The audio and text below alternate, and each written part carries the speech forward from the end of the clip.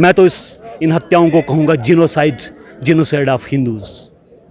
उसके बाद फिर आतंकवाद का जो है खुला तांडव, निर्मम हत्याएं यहाँ पे होती रही, बड़े लार्ज स्केल पे मैसेकर हुई। मैं तो इन हत्याओं को कहूँगा जिनोसाइड ऑफ हिंदूज।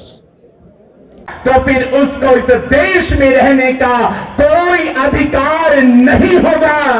बलिदानियों की ये श्रद्धांजलि आपको निमंत्रित कर रही है, आपसे कुछ कह रहे। सर, आप देख रहे हैं जम्मू परिवर्तन और मैं हूं विकास मनहास। तो आज जिस तरह से बलिदान दिवस था और सब लोगों को यहां पर श्रद्धांजलि दी गई और ये तमाम लोगों की वो तस्वीरें हैं और ये आसपास आप देख सकते हैं जहां पर अमर बलिदानियों के शत शत नमन लिखा हुआ है और आसपास जो है बहुत सारे लोगों का जो है नाम लिखा है, जिन लोगों ने अपनी जान गंवाई है अपने देश के लिए या अपने परिवार के लिए। चलिए मेरे साथ इसी पे बात करने के लिए एडवोकेट रमन ठाकुर हैं, इनसे बात करते हैं। सर, आपने भी वो दौर देखा है और किस तरह से आप इस दिन को देखते हैं?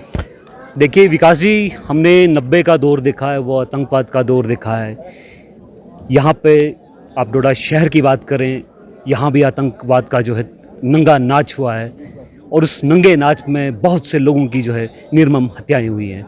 उन्हीं हत्याओं के बारे में आज काफ़ी देर बाद जम्मू कश्मीर पीपल्स फोरम ने ये प्रोग्राम जो है मार्टियर्स डे जो है एक मनाया।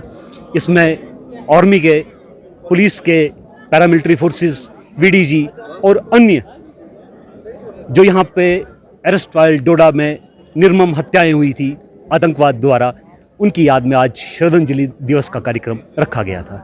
सर, क्या कभी आपने उस दौर में ये चीज़ें सोची थी कि कभी ये दिन भी आएगा जब हम सब मिलकर जो है इन लोगों को श्रद्धांजलि देंगे या फिर इकट्ठा होने का ये मौका मिलेगा? क्योंकि वो टाइम ऐसा था, ऐसा दौर था कि घर से बाहर निकलना काफ़ी मुश्किल था। नहीं, ऐसा आप ठीक कह रहे हैं। ऐसा दौर हमने सोचा नहीं था कि आज इतना जन सैलाब स्पोर्ट्स स्टेडियम डोडा में तकरीबन 20,000 से ज़्यादा की संख्या में आएगी।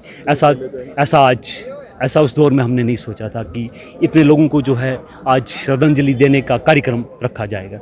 आपने तो अपने सामने, आंखों के सामने देखी होंगी वो तमाम लाशें जिन लोगों को मारा गया, चाहे कुल्हाड़ कांड हो या फिर अलग अलग जहाँ पे। लाशें सबसे पहले जो है उग्रवाद हमारे घर से शुरू हुआ है।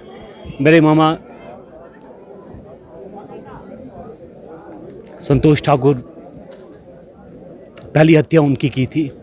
उसके बाद सतीश भंडारी किश्तवाड़ में, उसके बाद रुचर कोल भदरवा में और उसके बाद फिर आतंकवाद का जो है खुला तांडव, निर्मम हत्याएं यहाँ पे होती रही, बड़े लार्ज स्केल पे मैसेकर हुई। मैं तो इन हत्याओं को कहूँगा जिनोसाइड ऑफ हिंदूज।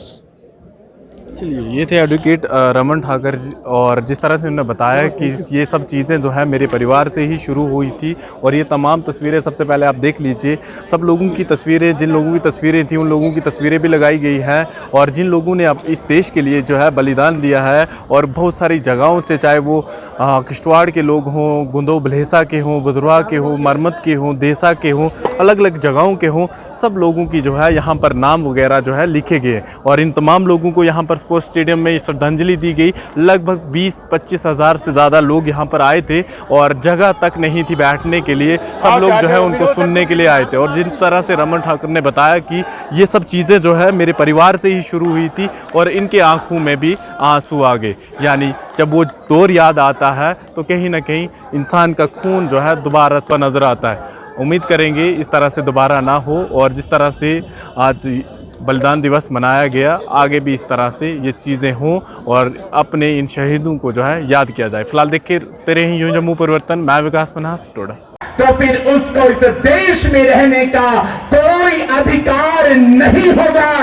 बलिदानियों की ये श्रद्धांजलि आपको निमंत्रित कर रही है, आपसे कुछ कह रही है। आज इस सभा के बाद में मेरे देश भक्तों, मेरी माताओं, मेरे बंधुओं, अपनी संतानों को बताना कि कौन मेरा सुपरस्टार हीरो कौन है। शाहरुख खान, सलमान खान मेरा आइडियल सुपरस्टार हीरो नहीं है।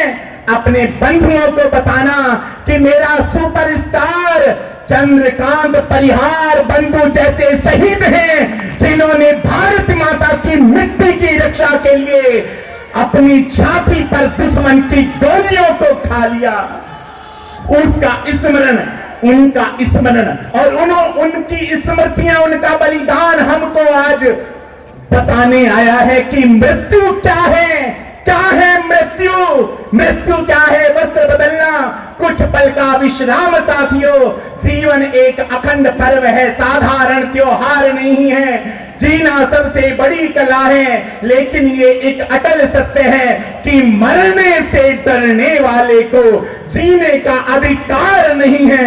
हमें ये प्रेरणा कहां से मिलती है? हमें ये प्रेरणा मिलती है उन अपने वीर बलिदानियों के बलिदान के कारण।